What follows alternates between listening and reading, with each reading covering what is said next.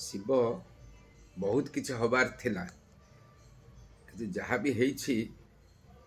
जेतिकी भी से सृष्टि करिछि जने व्यंग स्रष्टा हिसाब से आज ओडिशार आगधाड़ी जड़े स्मरणीय व्यंगकार रही तार महाप्रयाण दिवस जानुरी पड़ुछि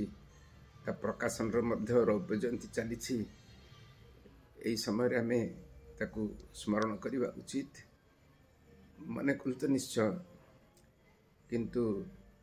तार स्वप्न साकार करने सत्य जमती प्राणपण उद्यम करुछि कौन सी माने रामायण राम आ भरत कथा ता द्वारा मोर मन पड़ जाऊँ पुणी थे शिव पाई मोर अश्रुतर्पण करी रहुछि।